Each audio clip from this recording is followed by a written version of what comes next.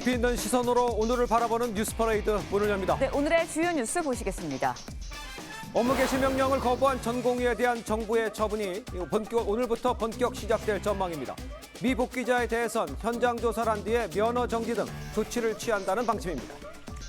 민주당을 탈당한 김영주 국회 부의장이 오늘 국민의힘에 입당합니다. 국민의힘은 국민추천제 지역과 진행 방식을 논의하는 등 막바지 총선 채비를 이어갑니다. 민주당 공천에서 배제된 임종석 전 비서실장이 당의 결정을 수용한다는 입장을 밝혔습니다. 홍영표 의원은 오늘 탈당 등 거취 관련 입장을 밝힐 예정인데 탈당 의원을 중심으로 반명 연합이 가시화될 가능성도 제기됩니다. 가자지구 병원에 입원한 어린이 15명이 영양실조로 숨진 것으로 나타났습니다. 인도주의적 상황이 악화하면서 미국은 수송기를 이용해 식량을 공중 투하하는 등 긴급 지원에 나섰습니다. 네, 저희는 잠시 뒤에 돌아오겠습니다.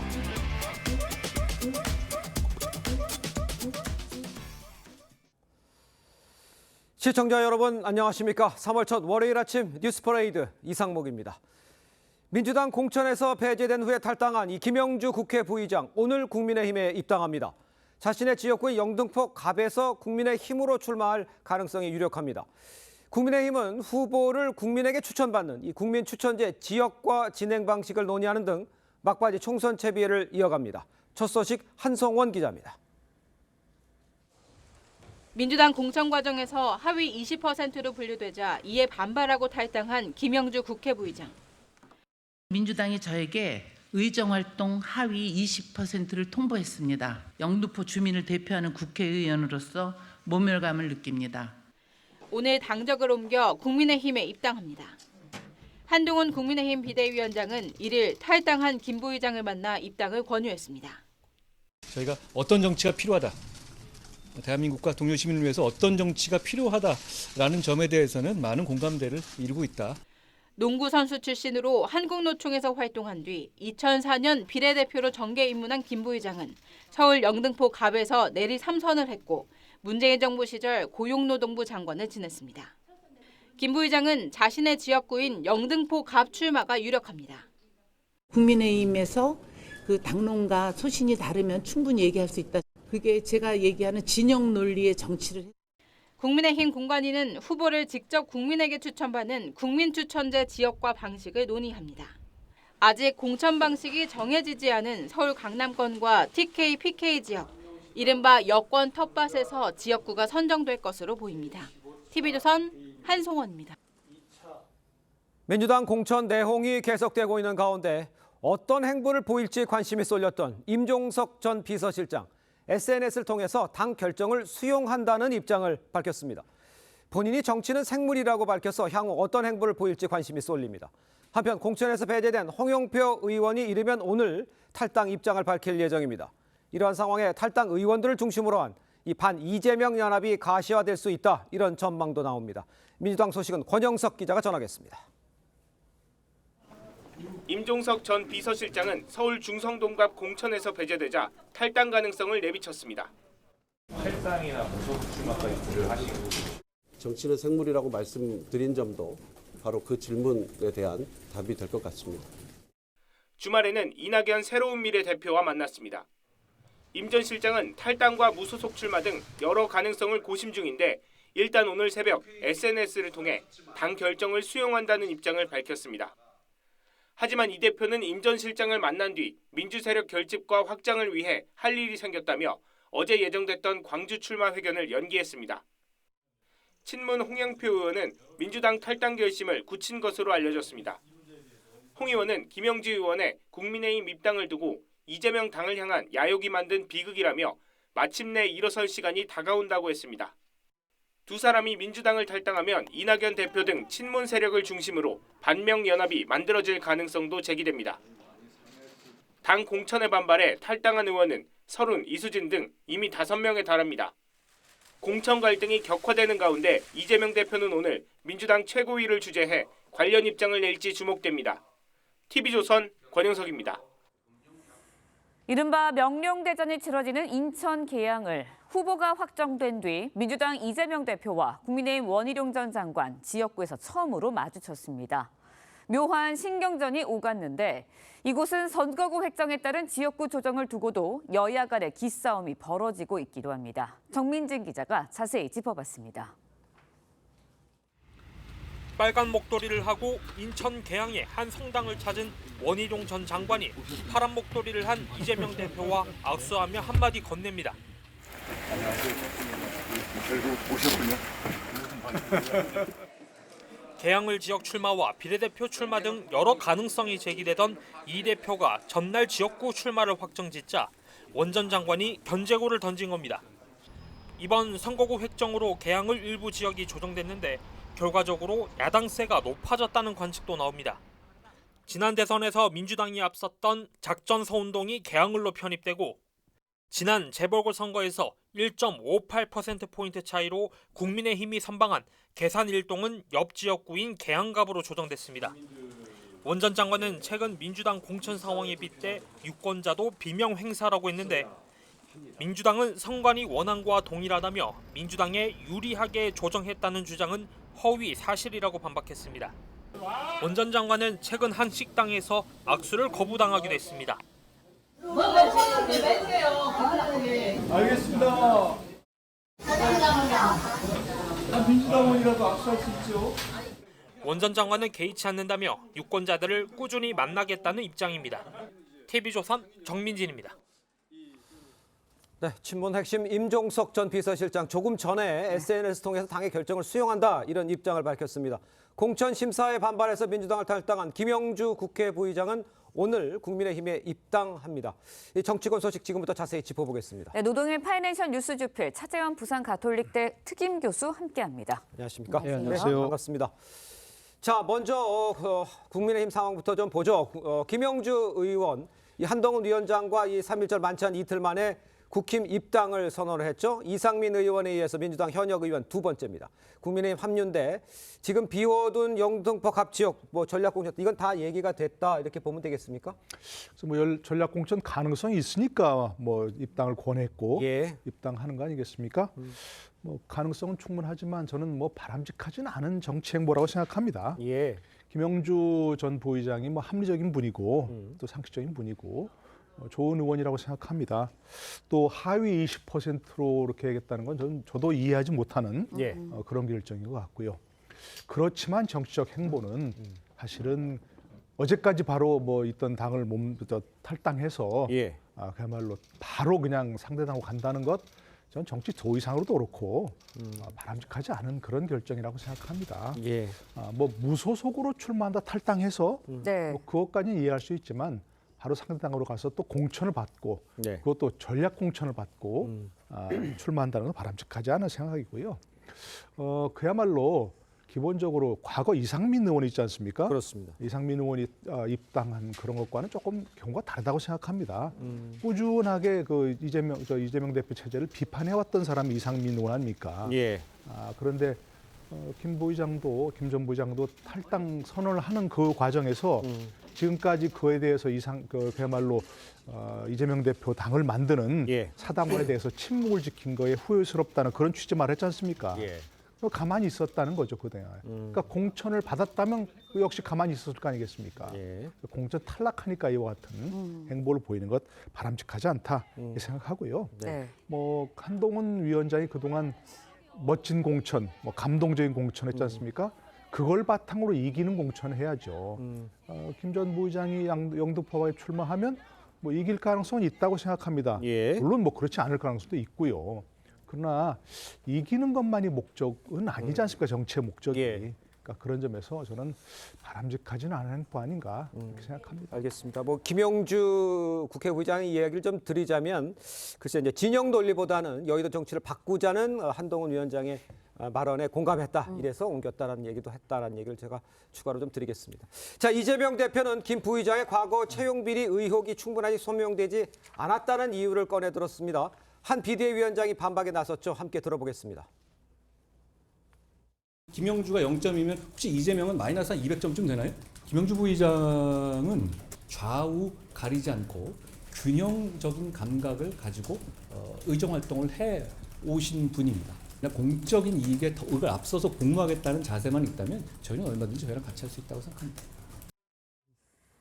네, 이재명 대표가 이제 김 부의장이 채용 비리 부분에 대해서 소명을 하지 못해서 윤리평가에서 50점이 감점돼서 0점을 받았다라고서 이제 평가 절하를 하자 김 부의장이 바로 반박 기자회견을 열고 경찰, 검찰 조사도 없었다라면서 20대 국회를 21대까지 못 끌고 와서 평가를 한다니 이재명 대표가 다급하긴 다급했나 보다 이렇게까지 이야기를 했거든요. 이 공방 어떻게 보셨나요? 뭐 이 지켜보는 뭐 사람들의 입장에서 본다고 한다면 상당히 좀 안타까운 그런 상황인 것 같아요. 아무래도 그러니까 이제 평생 민주당에서 몸을 담았던 김영주 부의장의 그러니까 이탈 자체, 탈당 자체도 상당히 민주당에게 충격이긴 하지만 어쨌든 이제 당 대표가 나서서 일종의 뒤끝 장렬의 모습을 보여준 측면이 있는 거잖아요. 사실은 그러니까 지금 이재명 대표의 논리는 그런 거잖아요. 그러니까 비명이라서 쫓아낸 것이 아니라 개인적인 여러 가지 하자 비리 때문에 공천이 탈락된 부분인데 그런 부분들을 이제 강조한다는 측면이긴 합니다만 어쨌든 당에서 몸 담았던 그러니까 이 당의 그러니까 일종의 뭐랄까요 중진이 떠나는 상황인데 사실 어떻게 보면 정치적으로 상당히 나쁜 선례를 하나에 보여준다는 측면이 분명히 있는 것은 사실인 것 같습니다. 그러나 앞서 우리 노동일 교수님도 말씀을 하셨지만 사실 평생 민주당에서 몸을 담고 사선 의원과 그 고용부 장관까지 지냈던 분이 사실 탈당을 하면서 바로 상대당으로 가는 그런 부분들에 대해서는 사실 민주당을 지지하는 사람들뿐만 아니라 일반 국민들 입장에서도 눈살이 찌푸려질 수밖에 없는 그런 상황이면 분명합니다. 물론 김영주 지금 부의장 입장에서는 상당히 뭐 지금 채용 비리와 관련해서는 억울한 측면도 있겠죠. 뭐 2014년도에 불거졌던 문제가 2014년 채용 비리가 2020년쯤에 아마 불거졌던 모양이에요. 그런데 4년 내내 아무 말도 없다가 이 공천 시점에 와서 그걸 가지고 본인을 지금 낙선시키는 이러한 상황에 대해서 아마 억울한 측면도 분명히 있을 거예요. 그렇지만 앞서 말씀드린 대로 바로 지금 이 상대당으로 가는 문제에 대해서는 정치적 도의, 정치적 의리 이런 측면에서는 아마 비판도 본인이 감수해야 될 측면이 있는 것 같고요. 그리고 국민의힘 입장에서도 지난해 7월 달에 사실 후쿠시마 오염수 방류 문제 때문에 김영주 부의장이 국회 본회의장에서 지인과 일본 여행과 관련된 문자를 보냈을 때 상당히 그때 강하게 비판을 했었거든요. 내로남불이다, 국민에 대한 기만이다, 조롱이다는 식의 이야기까지 했던 그런 국민의힘의 입장에서 봤을 때는 이러한 그 김영주 부의장의 과거 행적에 대한 이런 부분들은 도대체 어떻게 생각하고 있는지 이건 국민들이 또 한 측면에서 의문이 드는 그것도 한 대목이라고 할 수 있겠습니다. 알겠습니다. 이제 그런 지적도 있지만 글쎄 뭐 자꾸 김영주 이렇게 비판하시니까 이제 김영주 의원 입장에서 보면 뭐 정치 생활에서 모욕감을 느낀 부분. 그다음에 이제 억울한 상황이었다는 것에 대해서 호소를 하고 한동훈 위원장과 의견이 맞았다 이렇게 좀 제가 좀 반대편 의견도 좀 전해드리도록 하겠습니다. 자, 이런 상황에서 김 부위원장 입당에 상당수 민주당 의원도 동참할 것으로 알려지자요. 민주당 일부 지역에서 탈당 강요가 이뤄지고 있다 이런 제보가 있다 이렇게 견제에 나섰어요. 글쎄, 이걸 좀 긴장하고 있다 이렇게 봐야 되겠습니까? 어떻게 봐야 됩니까? 네, 이제 그 처음에 얘기 나올 때 김영주 의원과 함께 이제 뭐 1,500명 정도가 탈당할 것이다 이렇게 얘기했는데 저는 그 부분 조금 의아했습니다. 지금 당원들 전부 다 뭐 여론조사를 돌린 것도 아닐 것이고 전수조사한 것도 아닐 것이고 어떻게 1,500명을 콕 찍어서 이렇게 하나 했는데 뭐 그 중에는 자발적으로 탈당하는 분들도 있을 것이고 또 본인들의 의사와 의사와 다르게 탈당한다. 이런 식으로 아마 이제 그렇게 얘기한 분도 있을 겁니다. 저는 어쨌든 기본적으로 아까 말씀드린 대로 저는 김영주 의원 입장은 이해한다니까요. 이해하고 본인이 어떻게 계속해서 우수 의원 표창 받았잖아요. 그러니까요. 그리고 해서 다른 정말 아무 관계 없는 사람이 보더라도 김영주 의원 정도가 하위 20%면 나머지 80% 도대체 얼마나 잘했다는 얘기인가. 이렇게 생각할 수밖에 없는 게 분명합니다. 한데 그것을 예를 들어서 탈당해서 무소속 출마한다든가 하면은 그건 이해가 된단 말입니다. 그러니까 그분의 입장을 이해하지 못해서가 아니고 바로 이와 같은 선택을 한 게 이제 조금 부적절한 것 같다는 생각인 것이고요. 그와 같이 정말로 이제는 만약에 김영주 의원이 영등포에서 국민의힘 후보로 공천이 된다면 전략 공천이 된다면 그것도 뭐 거기 기본적으로 국민의힘 의원들 후보로서 의원은 없지만 후보로서 뛰었던 분들 있지 않습니까? 그분들은 승복한다 하더라도 밑바닥 당원들이 어떻게 생각할지 잘 모르는 얘기고 똑같은 차원에서 민주당 당원들도 그야말로 수긍하지 못하는 분들이 있을 것 같다. 뭐 그런 얘기인 거죠. 자, 다른 지역 한번 보죠. 그 박민식 전 장관 강서 을 출마 이거는 어떻게 좀 보십니까? 교수님께서. 일단 뭐 이 강설 같은 경우는 사실 김승태 전 의원이 예. 이번에 사실 컷오프 됐잖아요. 그렇죠. 그리고 또 그 지역에 지원했던 박대수 비례대표 의원이 있었습니다만 사실 같은 그 노동계 출신으로서 김승태 전 의원과의 정치적인 여러 가지 그러니까 지금 입장 차이 때문에 사실 조금 껄끄러운 문제 때문에 그 박대수 의원도 포기를 해버렸거든요. 네. 근데 사실은 뭐 지난 10월 달에 강서 구청장 재보궐선거에서 여당이 참패를 하지 않았습니까? 그렇기 때문에 예. 어떤 식으로든 지금 이 강서에 대한 나름대로의 조금 뭐랄까요 정치적인 이런 입장을 상당히 좀 강하게 갖고 갈 수밖에 없는 상황이기 때문에 예. 상당히 아마 여당 입장에서 좀 난감한 상황이었는데 아마 박민식 전 장관이 지금 당의 요청에 따라서 강서 을에 전격적으로 이제 투입하는 부분에 대해서 예. 본인이 받아들인 것 같아요. 일단 뭐 지역적 연고는 없긴 합니다만 박민식 전 장관 같은 경우는 초대 이 지금 뭡니까 윤석열 정부의 법무부 장관으로서 나름대로 이 대통령의 국정철학 이걸 나름대로 성실히 그러니까 반영을 했고 예. 무엇보다 상당한 또 정치적 인지도를 갖고 있기 때문에 아마 국민의 입장에서는 한번 해볼 만한 카드라고 생각을 하는 것 같아요. 그런데 문제는 지금 박민식 전 장관 같은 경우는 이 강서에 대한 연고가 전혀 없다는 것이죠. 네. 아무리 그러니까 지금 이 국회의원 선거가 구도와 바람이라 하더라도 네네. 지역적 연고를 무시할 수 없기 때문에 예. 이 짧은 시간 안에 그러한 그 여러 가지 정치적 핸디캡을 어떻게 극복할 수 있느냐가 그러니까. 하나의 관건이 되지 않을까 생각이 듭니다. 험지 출마인 것만은 맞아 보이는 상황. 네, 당연하죠. 알겠습니다. 네. 예. 한동훈 위원장의 좀 행보도 짚어보도록 하겠습니다. 한동훈 위원장 오늘 천안을 시작으로 내일은 청주, 8일과 9일엔 경기 수원, 성남시 등을 방문할 예정입니다. 총선을 40여일 앞두고요. 충청을 시작으로 격전지를 뭐 찾는 일정을 좀 순회하는 것 같은데 어떻게 보시나요? 중원에 좀 힘을 두는. 네. 이제 뭐 본격적인 선거 운동이 시작됐다 봐야 되겠죠. 예. 지금까지도 물론 선거 운동을 했지만 지난번에 뭐 새해 인사한다고 각 당협을 방문했지 않습니까? 네네네. 그리고 그 방문하는 길에 시장들도 둘러보고 예. 뭐 그것도 이제 일종의 선거 운동이겠죠. 그러나 이제는 거의 이제 구도가 짜여지고 있지 않습니까? 네. 선거라는 게 상대적이기 때문에 본인이 아무리 잘하더라도 상대가 더 잘하면 못 이기는 건데 예. 지금 1대1 구도를 보면 어느 지역에서 뭐 유리하다 불리하다 되게 나올 겁니다. 그런데 지금 그런 것들이 이제 되게 후보가 결정이 되어지는 지역이 많이 있으니까 네네. 이제야말로 한동훈 위원장이 방문하면 이제 뭐 선거 운동이 되는 것이겠고요. 그야말로 지금 말씀 대로 중원이라는 의미도 있지 않습니까? 그렇습니다. 시작하는 게 바로 충청 아닙니까? 네. 우리가 다 알지만 역대 선거의 성적을 좌우하는 건 결국 충청 민심입니다. 네. 충청 민심이 어디로 가느냐에 따라서 예. 그 선거 승리가 좌우되는 그런 것들이고 특히 또 이제 그 충청과 함께 경기 남부를 돈다는 거 아니겠습니까? 그러면 그쪽은 아직은 이제 뭐 국민의힘이 조금 열세 지역으로 됐는데 뭐 결국 공천이 이루어지고 또 민주당의 공천 잡음이 많이 나면서 예. 국민의힘도 여당도 해볼 만한 지역이다. 이렇게 하니까 결국 그쪽에 승부를 보겠다. 뭐 알겠습니다. 이런 의도라고 보이겠죠. 네. 자, 민주당 소식도 함께 짚어보겠습니다. 친문 핵심 임종석 전 비서실장 조금 전이었습니다. SNS 통해서 당의 결정을 수용한다 이런 입장을 밝혔어요.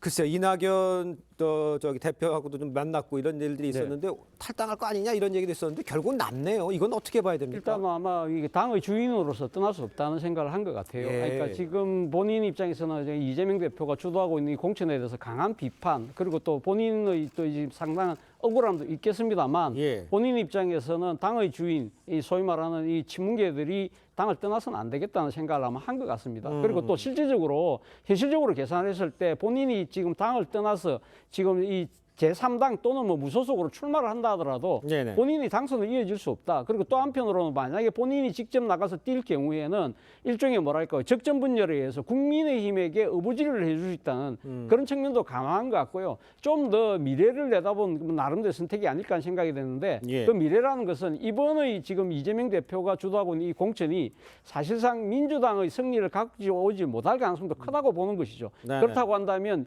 이재명 대표의 그 정치적 책임이 불거지고 난 뒤에 예. 그 뒤에 소위 말해서 민주당을 재건하는 그러한 역할을 자신과 소위 말하는 친문계들이 같이 힘을 합쳐서 하겠다는 나름대로의 좀 미래를 내다본 하나의 결정이 아닐까 하는 생각이 듭니다. 알겠습니다. 네, 다음 뭐 스텝을 좀 생각하는 그 행보일 것 같은데 일단은 이 SNS를 보고 서운해하는 사람이 있을 것 같습니다. 이낙연 대표일 것 같은데 광주 출마 기자회견까지 연기하면서 임 전 실장을 만났습니다. 근데 뭐 서운할 수밖에 없을 것 같아요. 어떻게 보시나요?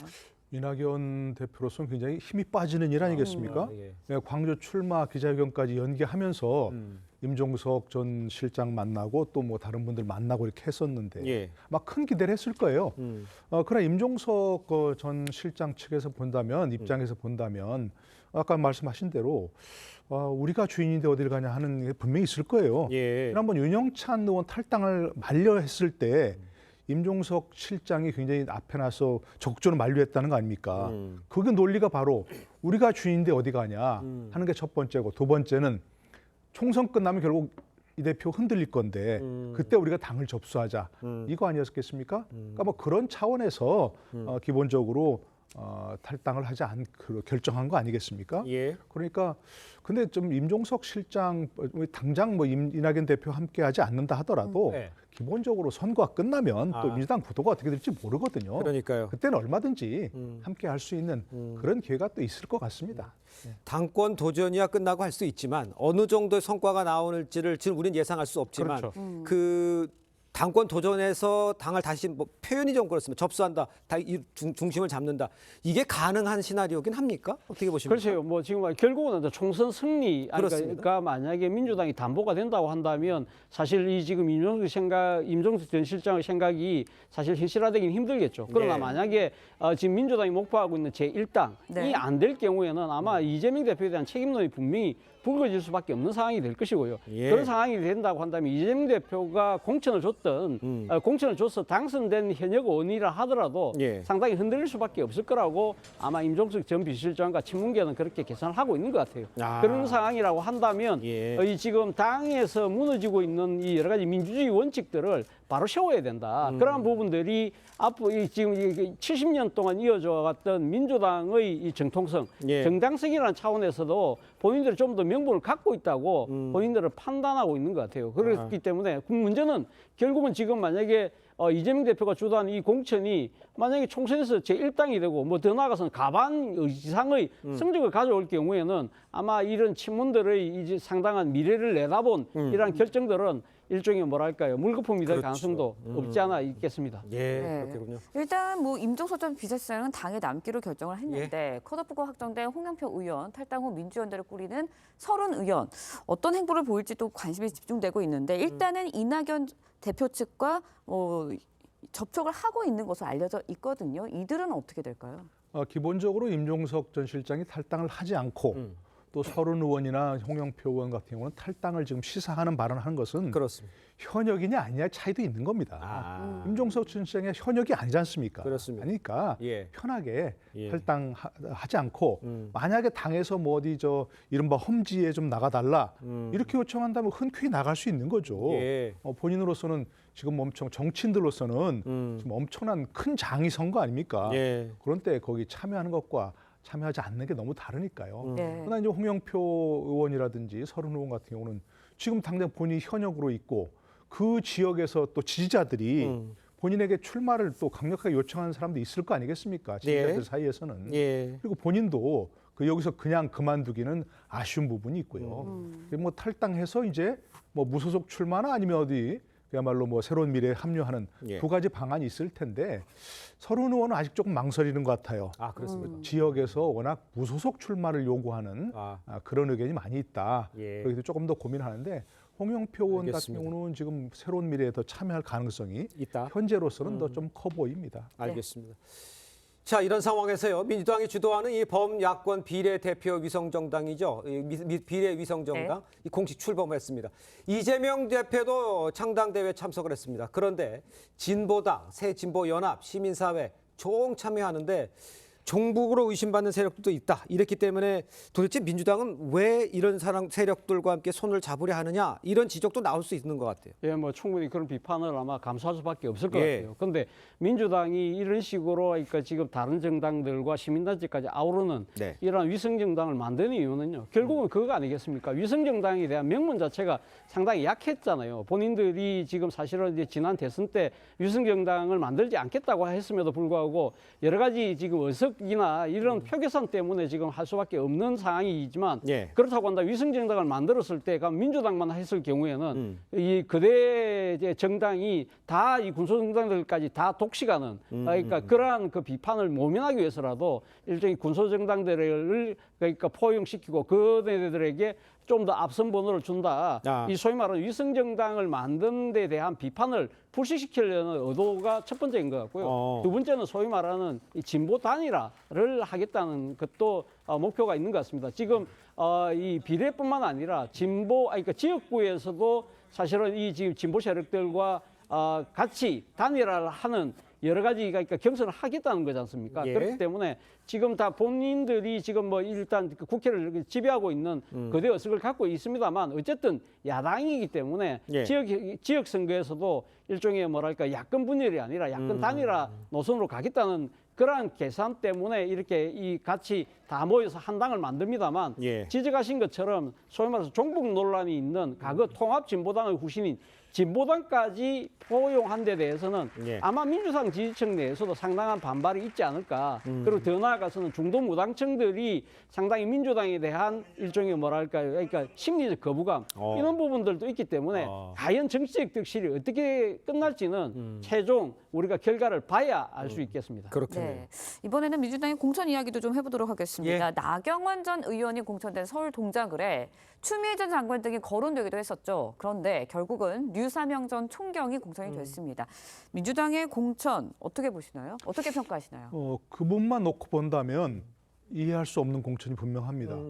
현역인 이수진 의원을 배제하고 네. 이와 같이 류사명 총경을 했다. 뭐 본인을 과소평가하는 건 아닙니다만 네네. 일단 인지도가 사람들이 많이 알지 못하는 그런 분 아닙니까?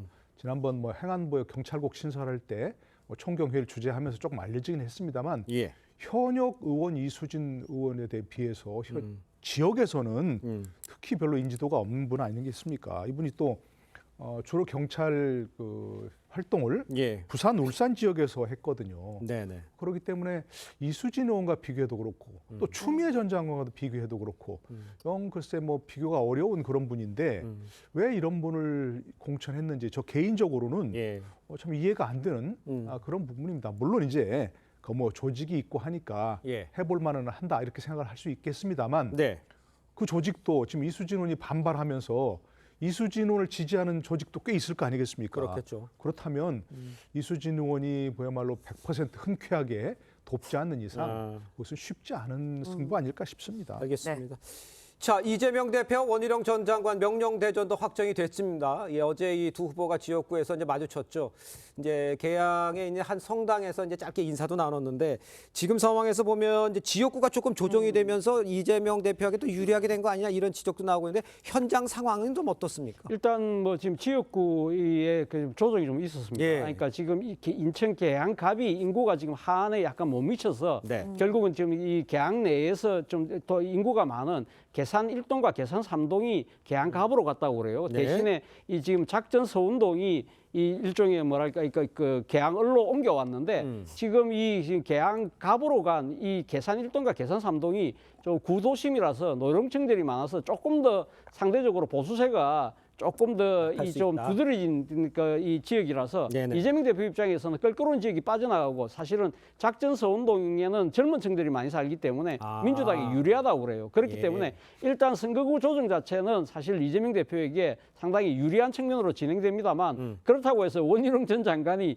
여기에 굴할 생각은 별로 없어 보입니다. 본인 입장에서는 사실 뭐 저도 본전이라는 생각으로 네. 상당히 아니까 본인 입장에서는 아마 차기 대권 도전을 위해서라도 아주 중요한 정치적 이게 시험대라고 생각하기 때문에 네. 모든 걸 지금 다 바쳐서 지금 붙을 수밖에 없는 상황이고 반대로 이재명 대표 입장에서도 여기서 만약에 밀려서 낙마할 경우에는 예. 본인이 정치 생명이 사실상 끝나는 거나 마찬가지이기 때문에 네. 이랬든 저랬든 양측 간의 아주 큰 일종의 뭐랄까 이 빅매치는 불가피해 보입니다. 알겠습니다. 네. 대양을의 명령대전이 확정됐다는 소식을 함께 전해드렸고요. 이번에는 제3지대 이야기를 좀 해보도록 하겠습니다. 개혁신당 이준석 대표가 경기 화성을 출마를 하겠다 이렇게 선언했습니다. 화성을 출마 배경은 무엇라고 이해를 하면 되겠습니까? 이준석 대표가 여러 가지 참 얘기가 많았죠. 그렇습니다. 뭐 서울 노원으로 예. 가느냐, 뭐 또 대구 이야기도 예, 있었죠. 대구로 예. 가느냐, 아니면 비대로 가느냐 여러 가지 얘기가 많았는데 결국은 이제 화성을 선택한 것 같습니다. 그중 선택지도 하나였죠. 뭐 본인 얘기가 바로 그거겠죠. 화성을이 평균 연령 34세. 전국에서 가장 젊은 선거구가 될 가능성이 높다 이렇게 얘기했으니까 예. 그럼 젊은 표심을 보고 그 화성을 출마를 결정한 것이라고 볼 수 있고요. 또 화성을은 현역이 지금 이원욱 의원이죠. 네네. 이원욱 의원이 그 화성 정으로 옮기면서 신설된 지역구 화성 정으로 옮기면서 화성을 있는 조직을 다시 활용할 수도 있으니까 예. 지금 함께 하고 있지 않습니까? 거기다가 또 그런 경기 남부에서 이른바 다른 그 개혁신당 소속 그 의원들이 네네. 후보들이 이른바 반도체 벨트를 뭐 형성하겠다 이런 것들이라고 하니까 거기 상당히 가능성을 높게 본 것 같습니다. 예. 그러나 뭐 이준석 대표가 겨냥하는 젊은 층들 30대예요. 그 중에서 주로 남성들이 지지하지 않습니까? 그렇죠. 또 여성들 거의 지지하지 않는 그런 상황이고 또 뭐 공약을 따져보면서 5060 이런 그 세대들은 네네. 지지하지 않는 상황이니까 그 2030 중에 젊은 남성표만 가지고 거기서 될 수 있을까? 그건 좀 어려운 부분이라고 할 수 있습니다. 알겠습니다. 네, 이런 가운데 조국 전 법무부 장관이 이끄는 조국혁신당 어제 공식 창당을 했습니다. 조국혁신당과 민주당의 연대, 이 가능성에 대해서 관심이 좀 높은데 일단 조국혁신당 측에서는 민주당과의 연대에 대해서 굉장히 긍정적인 반응을 보이고 있지만 민주당 쪽에서는 이게 긍정적인 반응은 아니에요. 그렇죠. 사실 뭐 조국혁신당이 뜨면서 사실 지금 민주당이 주도하고 있는 그 위성, 그러니까 비례연합 정당의 상당히 지금 일종의 뭐랄까요, 그러니까 뜨려고 하는 분위기가 좀 가라앉는 그런 상황이거든요. 사실 어떻게 보면 뭐 간단하게 보면 뭐 조국혁신당과 그 민주당은 비례에 관해서는 사실 일종의 제로섬 싸움을 하고 있다고 봅니다만 오히려 어떻게 보면 조국혁신당이 점점 더 부각되면 부각될수록 사실은 어떻게 보면 민주당에서의 강성 지지층들이 조국혁신당으로 빠져나가는 상황이 더 가속화될 가능성이 높고요. 또 한편으로 조국혁신당이 뜨면 뜰수록 중도 무당층들의 민심 자체가 상당히 여기에 대해서 상당히 거부하는 심리가 강하게 작동할 경우에는 민주당에게도 결코 유리할 수가 없다. 그런 측면에서 본다고 한다면 이 민주당 입장에서는 사실 조국혁신당이 이야기하고 있는 검찰개혁이라는 정치적인 명분과 타겟은 상당히 겹치는 부분이 분명하지만 정치적 계산의 관점에서 본다고 한다면 결코 반가울 수 없는 상황이라는 아마 정치적 딜레마를 갖고 있는 것 같습니다. 알겠습니다. 자, 정치권 서치 두 분 말씀은 여기까지 듣겠습니다. 고맙습니다. 고맙습니다. 감사합니다. 네, 업무 개시 명령을 거부한 전공의에 대한 이 정부 조치가 오늘 본격 시작될 전망입니다. 네, 정부는 현장 조사를 마친 뒤 미 복귀자에 대해서는 면허 정지 등 처벌을 기계적으로 적용할 방침인데 서울대 병원에 나가 있는 취재기자 연결해 자세한 소식 알아보도록 하겠습니다. 장혁수 기자, 전공의들이 병원으로 돌아오고 있나요? 네, 정부가 전공의에게 업무 개시 명령을 내린 이후에 오늘이 첫 번째 정상 근무일입니다. 하지만 아직까지 이곳 서울대병원에서는 본격적인 복귀 움직임이 감지되지는 않고 있습니다. 정부는 현장 점검 등을 통해서 복귀하지 않은 전공의 현황을 파악을 하고 오늘부터 본격적인 제재에 돌입할 것으로 알려졌습니다. 이 정부는 업무 개시 명령 위반이 확인된 전공의에 대해서는 최소 3개월의 면허 정지와 수사, 기소 등 사법 처리까지 이루어질 거라고 경고를 했습니다. 하지만 이런 강경 대응 방침에도 전공의들 복귀는 여전히 불투명한 상황입니다. 주말 기준으로 100개 수련 병원에서 복귀한 전공의는 전체 13,000여 명의 4%인 565명에 그치는 상황입니다. 이런 가운데 2,000명에 달하는 전임의까지 집단 행동에 가세할 움직임을 보이고 있습니다. 이른바 5대 병원의 경우 전공의가 37%, 전임의가 16%를 차지할 정도로 비중이 상당합니다. 그런데 이번 달에 계약이 끝나는 전임의 대부분이 재계약 의사를 밝히지 않아서 대학병원은 교수들만 남을 수도 있다는 우려가 나옵니다. 게다가 전체 의대생 73%에 해당하는 13,600여 명이 휴학계를 낸 상황이라 전국적인 의료 대란이 이번 주 분수령을 맞을 거란 전망이 나옵니다. 서울대병원에서 TV조선 장혁수입니다. 네, 의사들이 제약사 영업 직원들에게 총궐기 집회 참석을 강요했다 이런 주장이 나왔습니다. 대통령실과 경찰은 엄정 대응 입장을 밝혔고 의사협회는 그런 적 없다면서도 개인 차원에서 요구했을 가능성은 알 수 없다고 했습니다. 정준영 기자의 보도입니다. 영업대상인 내과 원장이 의사총궐기에 필참하라고 했다. 참여 안 하면 약 바꾼다고 협박했다. 제약회사 영업사원이라고 밝힌 네티즌들이 온라인 커뮤니티에 올린 글입니다. 일부 의사들이 의사총궐기 집회 참석을 강요했다는 주장입니다. 제약협회는 회원사들에게 공문까지 보냈습니다. 피해를 볼 수도 있기 때문에 이제 그걸 사전에 예방하자라는 그런 취지였다. 집회 참여 강요가 사실이면 형법상 강요죄나 리베이트를 금지하는 의료법 위반이 될 수 있습니다. 일부 언론사에서 보도되었던 집회 참가 강요 부분에 대해서 경찰은 엄정하고 단호하게 법적 책임을 물을 계획입니다. 대통령실 관계자는 어떤 불법적인 행위도 묵과할 수 없다고 했습니다. 의사협회는 협회 차원에선 그런 요구를 한 적이 없다고 밝혔습니다. 일반 회원들의 일탈이 있었는지에 대해서는 저희도 확인을 못했는데 단체에서 제약회사 직원들을 동원하라고 요구한 적도 없고 지시한 적도 없습니다. 경찰은 전공의 집단이탈 사태와 관련 의협 전현직 간부 4명에 대해 출국 금지를 요청했습니다. TV조선 정준영입니다. 민주당 당대표 경선 과정에서 동봉투를 살포한 혐의를 받는 송영길 전 민주당 대표 재판이 오늘 시작됩니다. 서울중앙지법은 오후 2시 정치자금법 위반 등의 혐의로 구속 기소된 송 전 대표의 첫 번째 공판기일을 진행할 예정입니다. 송 전 대표는 경선 과정에서 6,650만 원의 동봉투를 뿌리는 데 관여하고 외곽 조직을 통해 7억 6천여만 원의 불법 정치 자금을 수수한 혐의를 받고 있습니다. 송 전 대표 측은 동봉투 살포에 관여한 적이 없다며 혐의를 부인하고 있습니다. 네, 앞서 전해드린 대로 정부가 오늘부터 미복귀 전공의들을 상대로 한 이 행정처분에 나설 예정입니다. 네, 관련 내용 정혁진 변호사, 장윤미 변호사와 함께 자세히 짚어보도록 하겠습니다. 안녕하십니까? 안녕하세요. 네, 반갑습니다. 자, 먼저 정부가 전공의들에게 복귀 명령을 내린 시한 지난달 29일이었습니다. 나흘이라는 시간이 지났는데 이 미복귀 전공의들 그렇다면 이제 어떻게 되는 건지를 먼저 좀 설명해 주세요. 네, 의료법에 따르면요. 보건복지부 장관 등은 의료인이 정당한 사유 없이 진료를 중단하거나 휴업 또는 폐업을 해서 환자 진료에 막대한 그 지장을 초래하거나 그럴 우려가 있을 때에는 업무 개시 명령을 발할 수 있도록 규정하고 있고요. 그다음에 이제 59조 3항에는 의료인은 이러한 업무 개시 명령을 거부할 수 없도록 그렇게 규정하고 있습니다. 그럼에도 불구하고 만약에 의료인이 이러한 업무 개시 명령을 위반했을 경우에는 면허 자격 정지에 처해질 수 있는데 이런 면허 자격 정지는 행정 처분이니까 행정 절차법상의 이제 의견 진술 기회 같은 것들이 부여되거든요. 그래서 그런 조사를 거쳐서 정당한 사유가 없었다라고 하는 것이 인정이 된다라고 하면 그럼 면허 자격 정지가 될 수 있는데요. 그런데 이것보다 더 심각한 게 이와 같은 명령을 위반했을 때는 형사 처벌도 가능하거든요.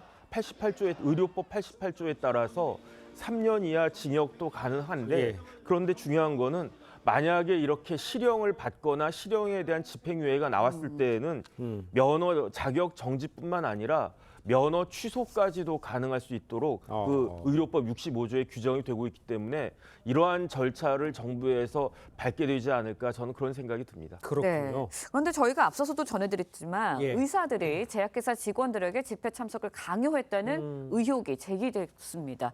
만약에 사실이라면 누가 어떤 처벌을 받게 되는 건가요? 일단 의사들에 대해서 수사가 가능해 보이는데요. 일단 강요죄를 검토해 볼 수는 있습니다. 강요죄는 타인으로 하여금 의무 없는 일을 하게 했을 때 처벌을 하는 조항인데 단순 의무 없는 일을 하게 되면 가불성이 너무 넓어져서 이 법문을 보더라도 폭행 협박 행위로 강요를 해야 됩니다. 그런데 의사들이 뭔가 이 집회에 나갈 것을 종용한 걸 폭행 협박으로까지 볼 수 있을지는 조금 미지수인 측면이 있고요. 그럼에도 불구하고 의료법 위반 혐의는 해당할 여지가 좀 열려 있다고 봐야 되겠습니다. 리베이트 등을 굉장히 강하게 금지하고 있기 때문에 뭔가 본인이 처방을 낼 수 있는 약과 관련해가지고 집회 참석한 그런 제약회사 직원들의 그 회사 약을 사겠다, 쓰겠다 이 정도로까지 입증이 된다면 이 부분에 대해서 문제가 될 여지가 커 보입니다. 그렇군요. 그렇다면 이제 의사협회 제약사 직원 동원 의혹에 대해서 또 입장이 있을 거 아니에요? 어떤 입장입니까? 그 조금 전에 영상에서 나왔다시피 협회 차원에선 그러한 일을 하지 않았다 이러한 입장인데요. 네네. 사실은 의료법 23조의 5에 그 리베이트 관련된 그 규정이 있는데 정확하게 보면 어떻게 되어 있냐면요. 예. 의료인 등은 의약품 공급자로부터 판매 촉진을 목적으로 제공되는 경제적 이익을 받아서는 안 된다 이렇게 되어 있거든요.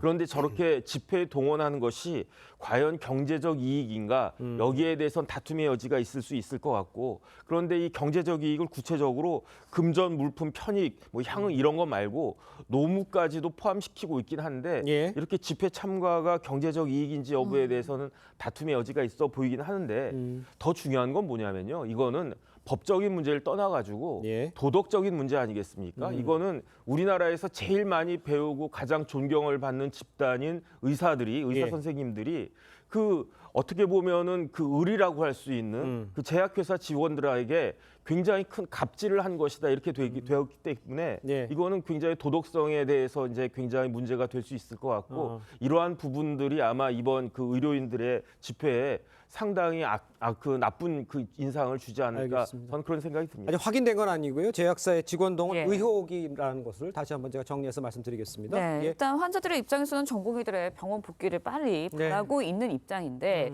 이번 주부터는 전공의들뿐만이 아니라 전임의들까지 의료 현장에서 이탈할 우려가 커지고 있다라고 전해지고 있습니다. 상황이 어떤 건가요? 일단 전임의들이 오늘 뭐 신규 임용되는 전임의들도 상당수가 있다라고 하는데요. 그렇군요. 대형 병원 같은 경우에는 좀 전망이 엇갈린다라고 합니다. 예. 일단 세브란스 병원 같은 경우에는 전임이 한 200여 명 정도가 있는데 일단 예년과 같은 규모로 등록을 했기 때문에 향후에 이탈할 가능성 여지는 좀 한번 지켜봐야 된다라고 조심스러운 입장 내놨고요. 삼성 서울병원 같은 경우에도 지난달 전임의 수가 예년과 비교해봤을 때 그렇게 줄거나 하지는 않았다는 겁니다. 하지만 그 밖에 다른 병원들 같은 경우에는 일단 워낙에 강대강 대치 국면이 지속되고 있고 분위기가 좋지 않다 보니까 대규모 이탈 가능성도 충분히 있다라는 설명을 내놓고 있습니다. 그렇군요. 함께 자세히 좀 지켜보도록 하고요. 다음 이야기도 좀 해보도록 하겠습니다. 이른바 윤석열 사단을 전두환의 하나회라고 발언했던 이성윤 법무연수원 연구위원에게 최고 수준의 징계인 해임 처분이 내려진 것으로 좀 알려졌습니다. 왜 이런 징계가 내려진 건지 좀 구체적으로 좀 설명을 해주셔야 될 것 같아요. 그러니까 우리나라의 검사징계법이라고 하는 법이 있는데 거기에 보면 2조에 직무 관련 여부에 상관없이 검사로서의 체면이나 위신을 손상하는 행위를 했을 때에는 징계할 수 있도록 되어 있거든요. 그런데 이성윤 검사장은 윤석열 대통령하고 사법연수원 동기이고요. 검찰 임관도 같이 했어요. 그러니까 누구보다도 윤석열 그 대통령과 검찰 조직에 대해서 잘 알고 있는데 우리나라 검찰에 윤석열 사단이라고 하는 게 있습니까? 제가 알고 있기로는 진짜 언론에서나 그냥 붙은 이야기지 법조계를 조금만 잘 아는 사람은 윤석열 사단이라고 하는 것이 있을 수 없다라는 하는 것을 잘 알고 있음에도 불구하고 그 윤석열 사단 운운을 갖다 하면서 거기에다 심지어 뭐라고 이야기했느냐? 이 윤석열 사단이 하나회하고 비견된다라는 이야기했잖아요. 그러니까요. 하나회 이야기한 건 어떤 의미냐? 쿠데타를 했다는 이야기 아니겠습니까? 지난번에 계속 윤석열 대통령에 대해서 쿠데타 운운했던 사람들이 많은데 그 중에 하나가 이제 이성윤 검사장이었다는 이야기죠. 그런데 윤석열 대통령이 검사들의 쿠데타로 대통령이 됐습니까? 0.73%라고 하는 아슬아슬한 차이로 대통령 선거를 통해 가지고 선거를 통해서 대통령이 됐는데 마치 대통령이 어떤 불법 행위를 저지른 것처럼 이렇게 이야기를 한 거기 때문에 그렇기 때문에 이제 그 검사 징계에 있어서도 가장 무거운 징계인 해임으로 검사징계위원회가 의결을 한 것이다. 이렇게 볼 수 있을 것 같습니다. 알겠습니다. 네, 그런데 이제 이성윤 위원, 현재 민주당 전주을 예비 후보로 경선을 치르고 있습니다. 그런데 해임 처분이 나더라도 정치 활동에는 뭐 영향을 주지 않는다고요? 일단 검사징계법상 해임은 가장 무거운 처벌인 건 맞습니다. 그렇습니다. 그리고 변호사 업무를 하는데 제약이 되도록 법에 규정이 되어 있는데요. 정치 활동을 하는 데는 별다른 규제 그런 법문이 없습니다. 그렇기 때문에 예비 후보 행보를 가는 데 있어서 법적으로 이제 장애가 되지는 않는 부분이 있고요. 또 하나의 문제는 사실상 현역 공무원들이 사직서만 내고 수리하지 않은 실제 공무원 신분에서 정치 활동을 하는 부분들. 이게 황운하 의원 같은 케이스에서 대법원이 그 부분이 관련해서 만약에 수리 여부가 기관장에 따라 달려 있는 거 아니겠습니까? 그래서 일부러 지연하거나 받아주지 않으면 정치 활동에 상당한 제약이 된다는 이유로 현직 공무원 신분이라고 하더라도 정치 활동을 할 수 있는 그런 길이 열려 있어서 이런 여러 풍경이 펼쳐지는 되는 것 같습니다. 그렇군요. 그런데 이제 이성현 위원은요, 징계 처분에 불복하는 행정 소송을 제기할 것으로 좀 전해졌습니다. 징계 처분이 취소될 가능성 이것도 있습니까? 얼마나 됩니까? 일단 행정소송보다도 여기에 대해서 지난번에 이제 윤석열 대통령도 네네. 전 검찰총장 그 당시에 이러한 그 징계를 받고 거기에 대해서 네. 그 집행정지 신청하지 않았습니까? 집행정지 신청을 할지 안 할지부터 봐야 될 것 같은데요. 예. 다른 걸 다 떠나가지고 검찰의 빅3라고 한 요직이 있거든요. 예. 대검 반부패 강력부장, 법무부 검찰국장, 그다음에 중앙지검장인데 예. 이 세 자리를 역임한 사람은 이성윤 검사장이 거의 유일합니다. 그런데 이렇게까지 했던 사람이 저런 말도 안 되는 이야기를 했다라고 하는 것은 그런 건 진짜 있을 수 없는 일이라고 생각이 되고요. 그다음에 이성윤 고검장 말고 네네. 신성식 검사장도 얼마 전에 해임이 됐어요. 그래가지고 이제 신성식 검사장은 또 순천에서 출마한다라고 했다가 결국은 이제 컷오프되지 않았습니까? 이러한 일들이 지금 민주당에서 검사들과 관련해가지고 그것도 최고위직 검사들과 관련해서 예. 반복되고 있다라고 하는 사실을 알아야 될 것 같습니다. 알겠습니다. 자, 두 분 말씀은 오늘 여기까지 듣겠습니다. 고맙습니다. 고맙습니다. 감사합니다. 네, 한국과 필리핀 수교 75주년을 맞아서 필리핀에서는 양국 공군의 우호를 다지는 에어쇼가 열렸습니다. 이번 에어쇼가 국산 전투기 추가 구매에 계기가 될 수 있다는 전망도 나오고 있습니다. 차정승 기자의 보도입니다. 공군 특수비행팀 블랙이글스가 큰 화살 대형을 이루며 등장합니다. 실제 공중 전투에 쓰이는 고난이도 비행 기술에 관람객들은 환호를 보냅니다. 한국 필리핀 수교 75주년을 맞아 필리핀에서 열린 에어쇼에서 우리 공군인 블랙이글스의 편대 비행에 필리핀 공군의 FA-50 전투기 4대도 합류했습니다.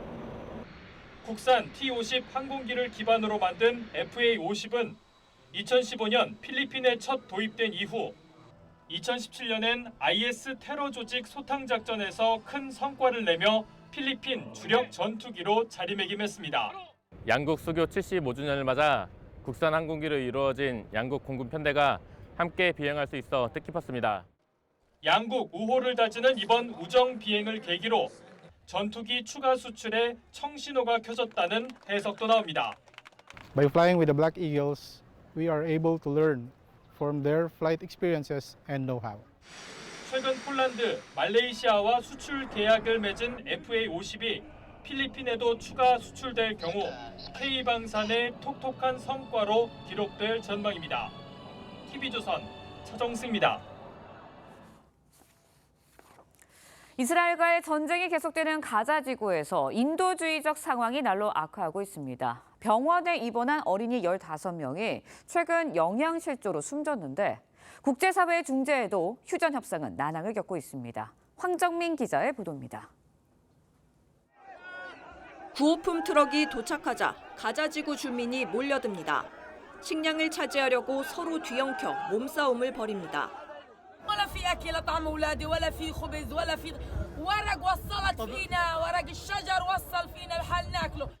이스라엘과의 교전으로 고립된 가자지구에 식량난 등 인도주의 위기가 가중되고 있습니다. 최근 가자지구 북부 한 병원에선 입원 어린이 최소 15명이 영양실조로 숨졌습니다. وطبعا هذا كله بسبب قلة الأكل. هاي رسالتنا للعالم كله يحاولوا على إرجاعهم. 인도적 위기가 커지자 미군은 수송기를 동원해 3만 8천 명분의 식량을 처음으로 공중 투하했습니다. 가자지구 내 6주 임시 휴전을 끌어내기 위한 국제사회 노력도 이어지고 있습니다.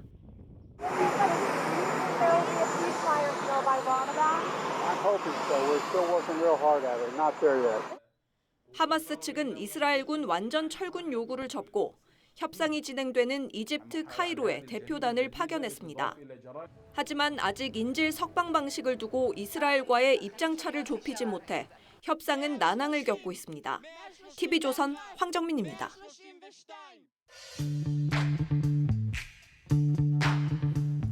렌즈에 담긴 그 순간 그 의미를 짚어보는 시간이죠. 사진 기자가 선택한 아침의 한 장입니다. 오늘은 조선일보 사진부 오종찬 기자와 함께합니다. 안녕하세요. 오늘 아침에 볼 사진 어떤 건가요? 네, 마지막으로 방사장에 나온 푸바오에게 강철원 사육사가 유채꽃을 선물하고 있는 장면입니다. 푸바오가 한 달 후에 중국으로 떠나는데요. 어제가 일반 관람객을 만나는 마지막 날이었습니다. 아침부터 엄청난 인파가 몰린 현장의 모습 함께 보시죠. 푸바오가 가게 되는 중국 쓰촨성 연구센터에도 유채꽃이 만발해 있다고 합니다. 현장에는 국내 취재진을 비롯해서 수많은 외신 기자들까지 찾아왔습니다. 푸바오를 볼 수 있는 마지막 날이라는 소식에 정문 앞에는 새벽 3시 반부터 입장객들이 줄 서기 시작했는데요. 인근 숙박업소와 찜질방은 전날부터 북새통을 이뤘다고 합니다. 네, 사진만 봐도 푸바오를 보기 위한 열기가 정말 뜨거웠는데요. 푸바오가 중국으로 가는 과정 어떻게 되는지 궁금하네요. 네, 일단 푸바오는 한 달간 비공개 상태로 검역 관리를 받게 되는데 지난해 프랑스 판다와 비슷한 과정으로 이송될 예정입니다.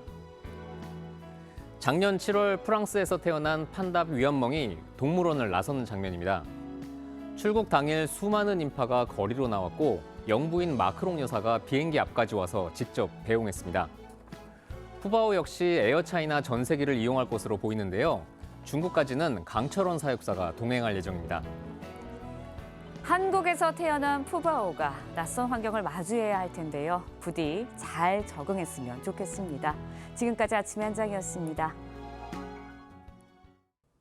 오늘도 미세먼지가 말썽입니다. 현재 경기와 충남에 초미세먼지 주의보가 내려진 가운데 강원, 영동과 제주를 제외한 전국에서 초미세먼지 농도 나쁨 단계에 보이고 있습니다. 오늘 오전까지 경기 남부와 강원 남부, 충청 이남으로는 가시거리 200m 미만의 짙은 안개가 끼겠는데요. 먼지의 안개까지 더해지면서 시야는 더 답답하겠습니다. 오늘 늦은 오후부터 제주를 시작으로 밤에는 호남과 경남에 비가 내리겠고 내일은 전국 곳곳으로 확대되겠습니다. 모레까지 예상되는 강수량은 제주도에 최대 60mm, 강원 동해안과 남해안에 10에서 30mm, 그 밖의 지역은 5에서 20mm의 비가 내리겠고요.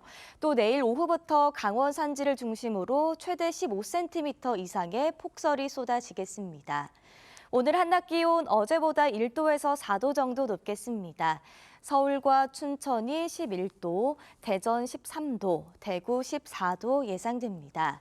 이번 한 주간 기온은 평년보다 높겠습니다. 날씨였습니다. 네, 이상으로 월요일 뉴스 퍼레이드 마칩니다. 네, 저희는 내일 아침 7시 30분에 다시 찾아뵙겠습니다. 시청해주신 여러분 고맙습니다.